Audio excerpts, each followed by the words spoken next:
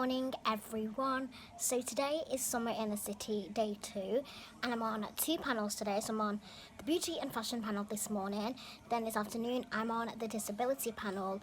So I can't wait, and we are just packing up in the hotel because we're gonna have to check out and then go to Summer in the City and let's go. I can't wait. It's a really nice day today as well. It's so lovely. So we've got to walk from like here to our hotel to the XL. So luckily we're not going to get caught in the rain because your girl doesn't want to be caught in the rain looking like this. Because my makeup would just melt off. So at least it's not raining. That's a plus.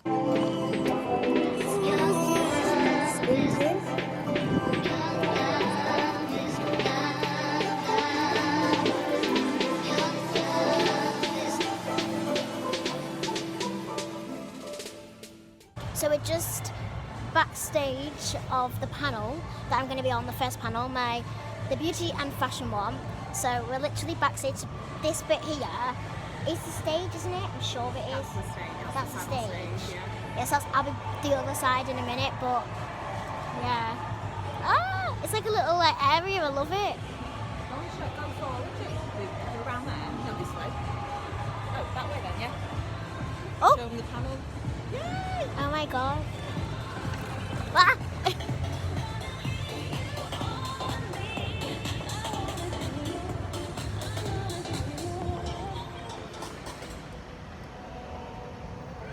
So this is the stage. Yes, I'll be on here.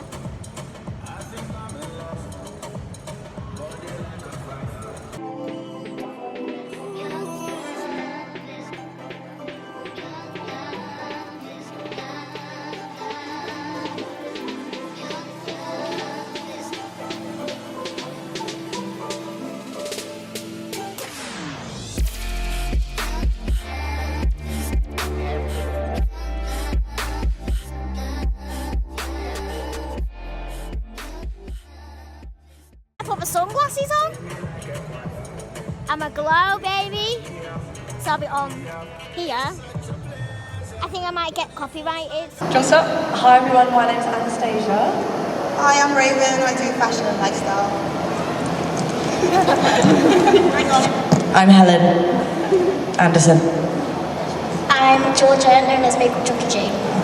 Awesome. Okay, so fashion and lifestyle. Kind of wanted to start on a more serious note, get it out of the way. What's your favourite lipstick? I literally have one lipstick that I use every single day, and it's Too Faced Melted Matte in Child Star.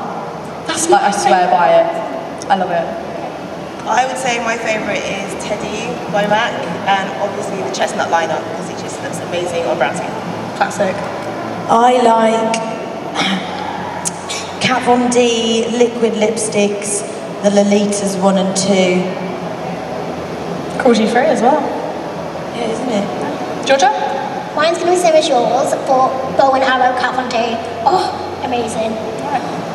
Lovely jubbly. So, to start, what does fashion and beauty do for you, and what kind of importance and impact do you think it has? Anyone?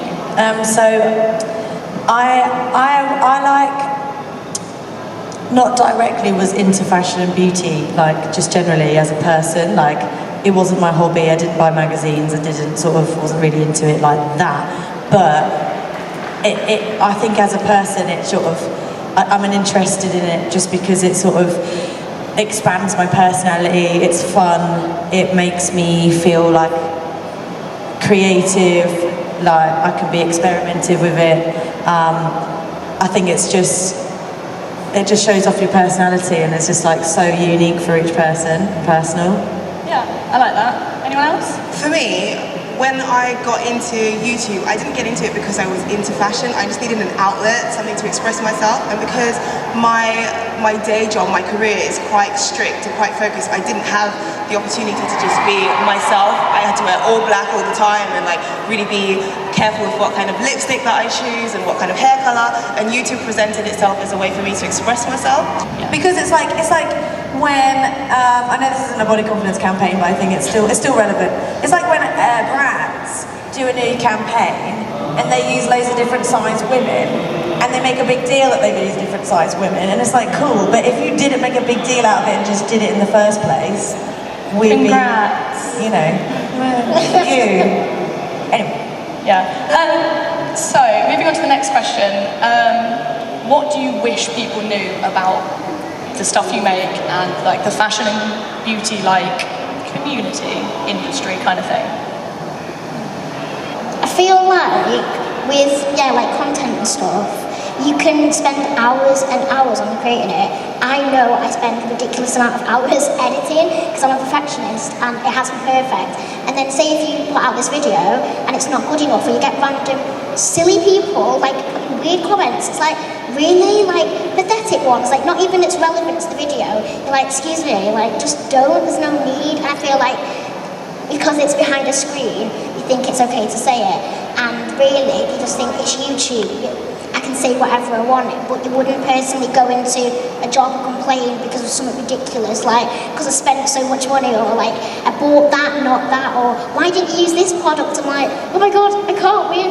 And it is, you've just got to kind of do it for you, put it out, be happy with it. And I feel like just not look at that, because I think if you get down about that, you're going to dig in this hole and you're just going to be down there because it's so hard, especially when you spend so much time, because it is ridiculous, like the amount of time you do to like the filming of it, then creating it, and it's like the editing, and then the video is done like rubbish. It gets you down. So I feel like you've got to do it for you, and then focus on the people who are so positive about it, and really focus on the positive, not the negative, and getting yourself down about it. Yeah, okay. Anastasia? Yeah, I completely agree with what you were saying. I feel like the amount of time and effort that we put into videos sometimes isn't realised and appreciated.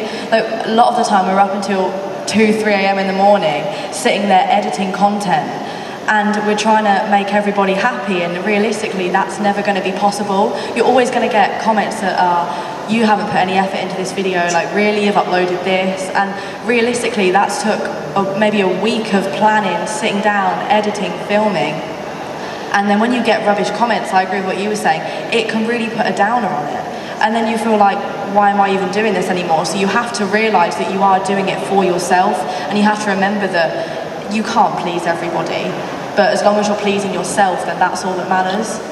I won't show it, and if a product doesn't work for me, I will literally slate it. I'm not bothered, like, it's rubbish, like, don't buy it. And I've had people come to me and go, oh my god, like, thanks, I've saved my money, because it's actually really rubbish. Like, you're telling the truth, and that is more important than money to me. I feel like money's kind of nothing. Yeah, you've got to earn a living, but there's a different way to go about that, instead of just showing these fake stuff, and it's like, does it really work? Am I just doing it for the money? Again, it's like this false appearance, and I hate that. It's like, just be you, be honest, and people will actually give you more respect for it. My criteria for it is if I'd recommend it to my mum. Like dead, I'm like, I can't do it. And I know that if they beg you to do, like they've said, please show this, and I'm like, I don't want to, it's not what I want to represent on my channel. And they're like, please, I'm like, oh, and I panic, and I'm like, I feel like they kind of talk you into it in a way, and like, pay this, and it's like, no, it should be how you're kind of running this, you're doing it for them. You should have at least quite a big chunk of the criteria. You should be, well, hang on, can I do this and we'll meet in halfway? I feel like brands just don't really care in a way. They're like, well, you're doing it, we're paying you, you've got no choice, we'll kind of shut up. But I feel like you should have a right to say, no, I don't want to do it, because if I don't like a product, I won't show it, and if a product doesn't work for me, I will literally slate it. I'm not bothered, like, it's rubbish, like, don't buy it. And I've had people come to me and go, oh my god, like, thanks, I've saved my money, because it's actually really rubbish. Like, you're telling the truth, and that is more important than money to me. I feel like money's kind of nothing. Yeah, you've got to earn a living, but there's a different way to go about that, instead of just showing these fake stuff, and it's like, does it really work? Am I just doing it for the money? Again, it's like this false appearance, and I hate that. It's like, just be you, be honest, and people will actually give you more respect for it.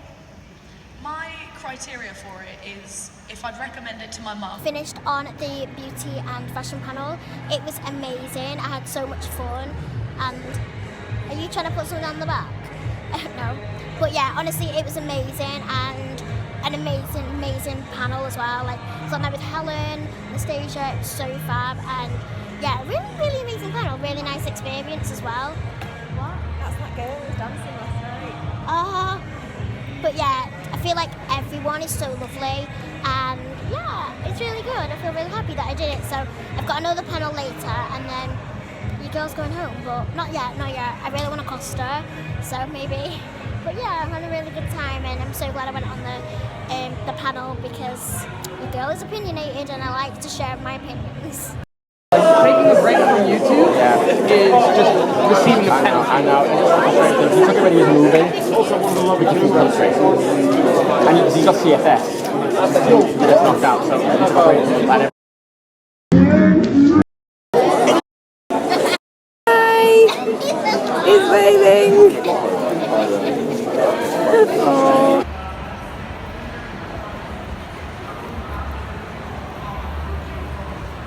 So I'm just heading to my panel now, my second panel, the beauty online, disability online. Oh my god, it's so loud in here. I haven't vlogged much because your girl is like kind of busy, and yeah, it's mad down here, absolutely insane.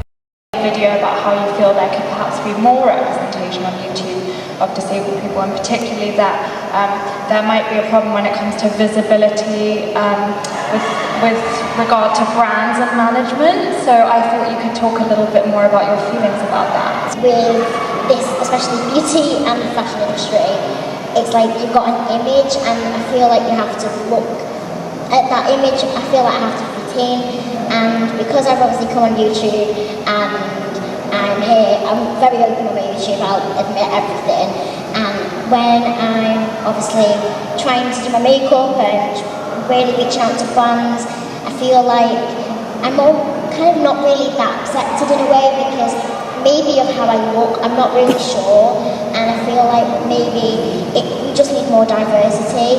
The industry needs to be a little bit more accepting, because on TV you see it quite often and we're not that bothered by it. We're like, oh yeah, it's like normal.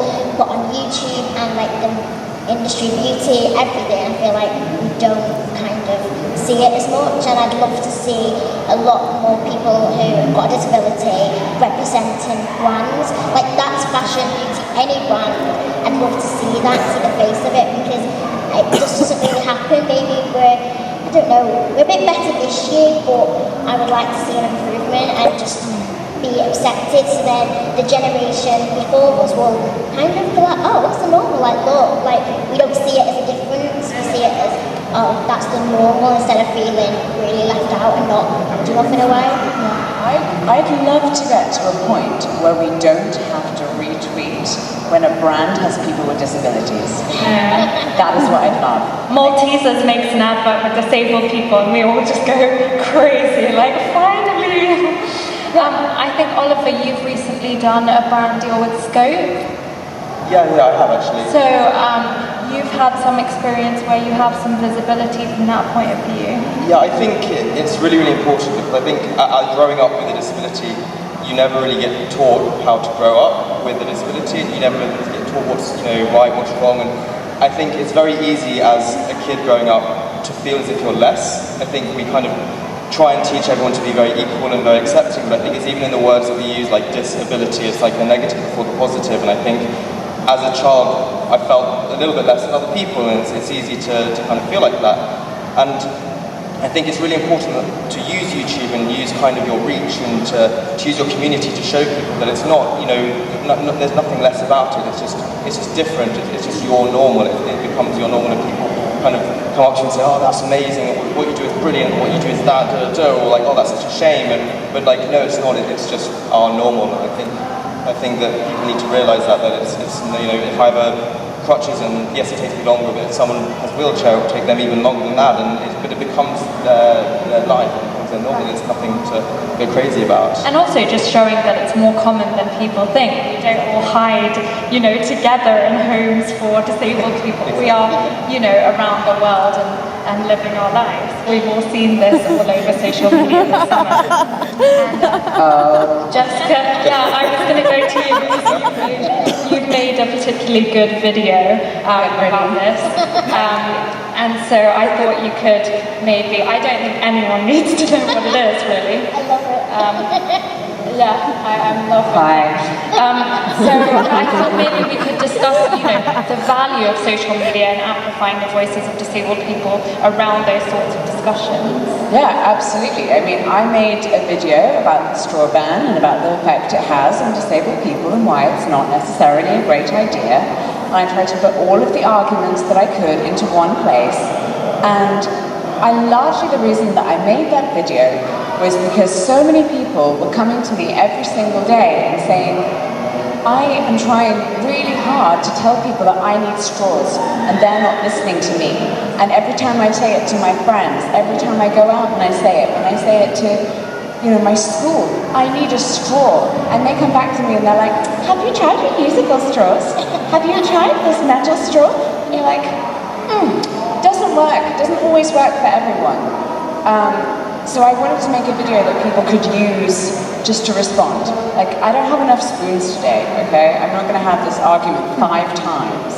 Like, years ago, I used to worry all the time, like, people are gonna judge me, oh, I can't do anything, and I used to be in such a weird mindset, and now I'm like, I will make myself look even bolder than I am before. Like, I've got a wheelchair, that's bold enough.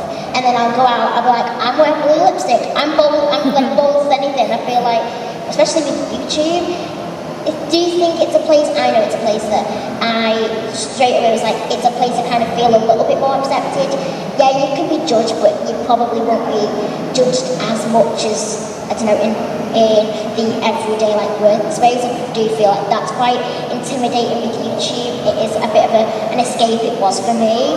And if you really, really want to do it, I just say do it and don't worry about what people will say. I say do it for you, and yeah, I really honestly just do it and don't care. And I feel like just doing that is like one step forward, and also you kind of representing a lot of other people, and then if followers then build up, they're also being inspired by you, and they're like, well, hang on, I want to be like that, and it's just like a little domino effect. More and more people will want to feel more confident and happy just by being on YouTube and being out there. I completely agree with that, and on a more practical note, I guess, like if you are thinking of making videos, there's a tool where you can like blacklist certain words that are in comment section, so any slurs or anything that you just like don't want to see, you don't have to see it. You just like type it into that thing and then you won't see it. We're done. Let's go. Oh, is he? We've got plenty of time for the taxi then, haven't we? We're trying to get the train, get the taxi. We've got an Uber booked, but... So we are outside waiting for a taxi. Summer in the City is over. And I'm so, like, I don't want to leave. Oh. I've just finished up on a panel. It was a really, really interesting panel. Absolutely loved it. And everyone on the panel was lovely as well. And look at this. I'm dying. But yeah, I'm sad, but I'm really tired. Yeah, time to go home, but I definitely want to come back next year.